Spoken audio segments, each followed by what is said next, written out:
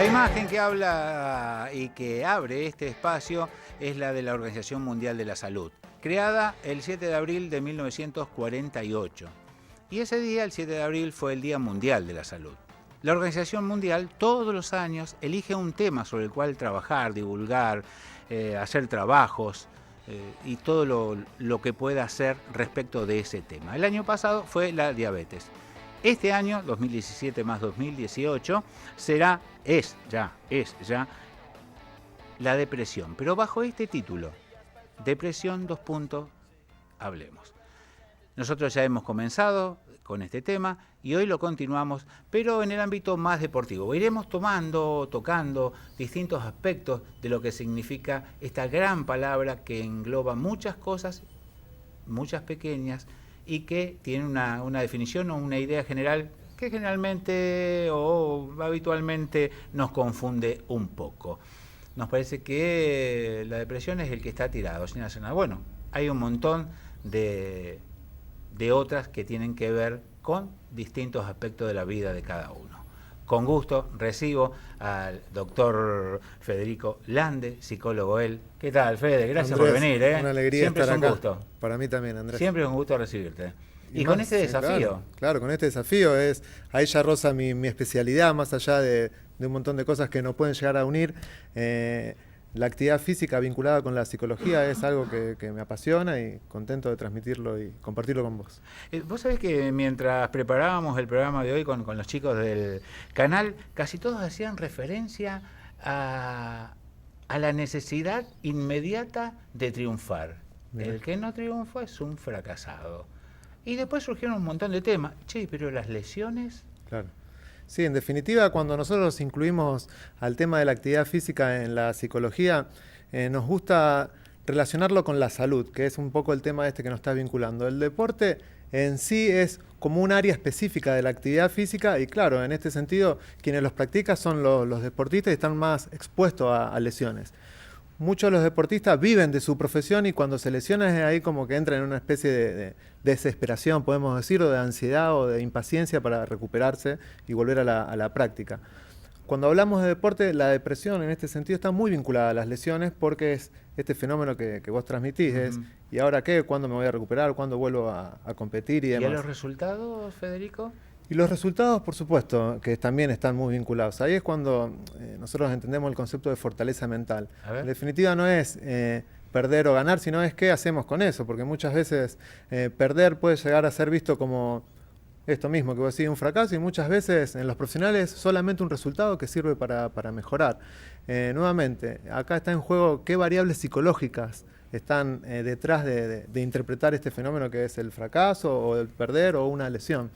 Nosotros somos especialistas de saber qué pasa por la mente de las personas frente a ciertas situaciones. Estas situaciones se resuelven de un montón de maneras. Hay componentes como biológicos, de aprendizaje y de historias de vida, pero siempre vamos a los casos particulares. No todo el mundo que se lesiona se siente que fracasó ni se pone triste, y no todo el que pierde también lo ve como un fracaso, sino muchos lo ven como un resultado y nada más.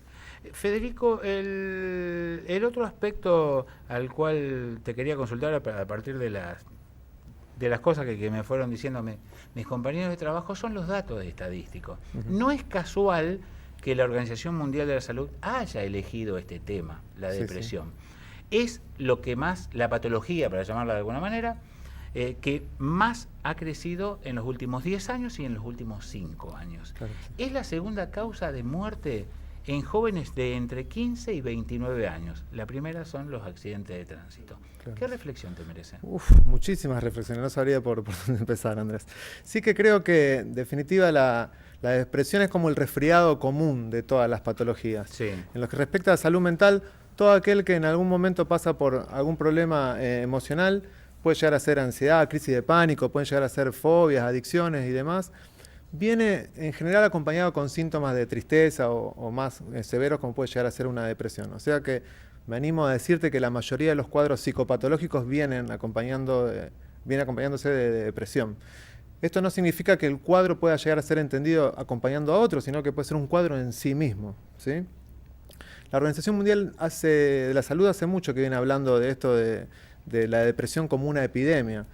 Es un concepto bastante fuerte. Sí que aumenta la incidencia o la prevalencia de depresión. Se viene estudiando muchísimo de por qué esto puede llegar a estar pasando, pero ya ahí respondemos a factores a lo mejor sociales.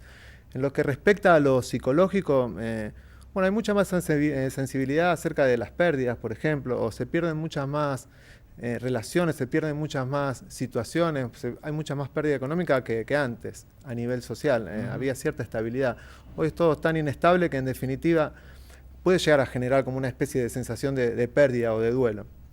No obstante, la depresión en sí misma no significa nada. Siempre está vinculada a algo. ¿Qué función tiene la tristeza? Porque la depresión o la tristeza, para llamarlo de alguna manera, como te digo, en sí no significa nada. Pero si no me permite trabajar, si no me permite relacionarme como yo quiero, si no me permite disfrutar de las cosas que en general me han resultado placenteras, ahí ya podemos hablar de un cuadro psicopatológico de alguna manera. No obstante, el tiempo también hace que uno lo tenga como una alerta. Cuanto más tiempo dure esta tristeza o la depresión en sí, más peligrosa se puede llegar a tornar. Y ahí cuando ya empieza a vincularse con factores más de tipo médico. Por eso que la depresión no mata a nadie tampoco, sino que es un factor que predispone a otros factores que pueden llegar a ser ya ahí sí médicos, cardiológicos. De alguna manera los problemas cardiológicos están muy asociados a la depresión. ¿Ah, sí? ¿Por qué? Y se cree que un corazón débil sí, también responde a un corazón que no está fuerte en este sentido. Las personas que están tristes tienden a ser más sedentarias, que es un poquito el tema que nos convoca. Cuando uno habla... Qué bueno. La persona triste tiende a ser más sedentaria. Esto es lo que estamos investigando, sí. Los síntomas son un montón de la tristeza, ya lo hemos tocado o lo podemos hablar. Pero vemos una relación que existe entre estar triste y estar abatido, o estar cansado, o estar con fatiga, o no tener ganas de hacer ningún tipo de actividad. Ahí es donde empezamos a vincular. Bueno, si el depresivo tiende a ser más sedentario y el sedentarismo está muy asociado a cuadros cardiológicos, por ejemplo, ahí es esta relación. Depresión, sedentarismo, problemas cardiológicos de alguna forma. Entonces, parte de los tratamientos pueden llegar a ser basados en la actividad física.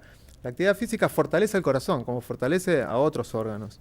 Y ahí cuando de alguna forma podemos empezar a prevenir problemas cardiológicos a través de la actividad física, y la actividad física permite prevenir o tratar la depresión. Es este entramado que tanto nos interesa de alguna manera. En el mundo de la competencia, imagino lo siguiente, Federico.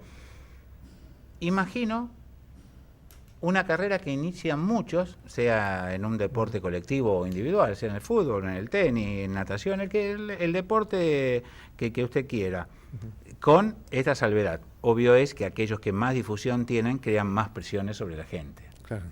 por lo público que lo hace. Pero dejemos de lado por un momento eso, o definitivamente eso. De un montón que arrancan, de miles, 2 o 3 van a triunfar. El resto están condenados a no triunfar. Claro que sí. Bueno, el triunfo, ¿no? Como te decía, desde mi especialidad, que es lo poco que conozco o de lo que me dedico, siempre está la interpretación que hay detrás, o el significado que uno le da al fracaso. El fracaso no necesariamente tiene que generarte tristeza nuevamente, o depresión, sino que es una forma de entender esa actividad. Ahora, ¿cómo trabajar esto? Sería, y bueno, nuevamente, fortalecer algunas cuestiones. En principio, todas las actividades no son a todo o nada. Si no triunfo en esto, ya no me queda nada. Puede haber otras variables, puede haber otras formas de pensar en alguna actividad.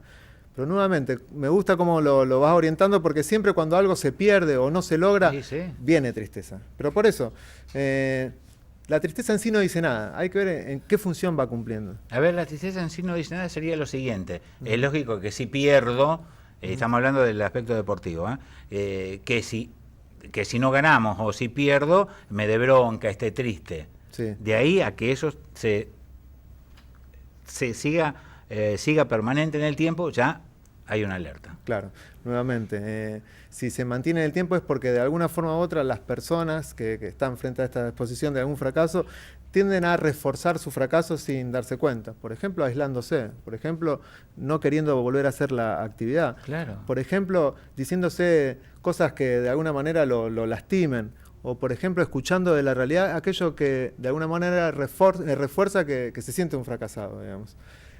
Se dan toda una serie de entramados y de aprendizajes internos que son difíciles de detectar en general, Pero lo que nosotros podemos decir es, nuevamente, trabajar los significados que el fracaso tiene, digamos. A ver, hay un ejemplo muy nuestro, muy de la región, que es Guillermo Coria, el extraordinario tenista.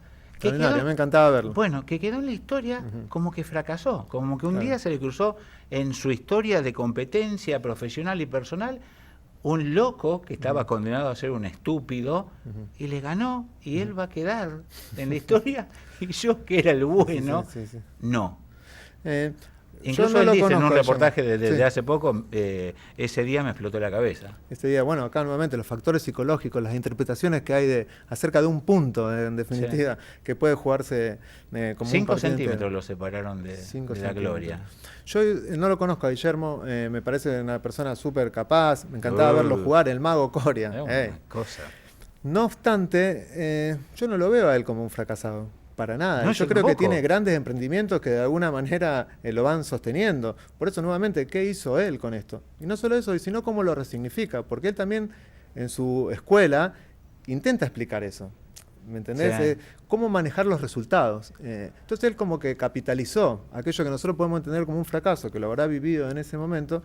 Pero después con esto, a lo largo del tiempo, el paso del tiempo, a algunos los lleva a entrar en una profunda tristeza y a algunos los lleva a través de esta fortaleza mental que nosotros decimos, a resignificar esta cuestión. Ahí es donde entramos los psicólogos.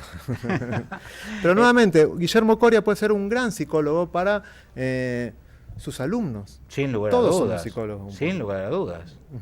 Porque tiene sensaciones, sentimientos y pensamientos que el común de la gente no los tiene. Absolutamente. Y transmitir eso es lo importante. Entonces, nuevamente, acá están las experiencias y cómo cada uno lo interpreta.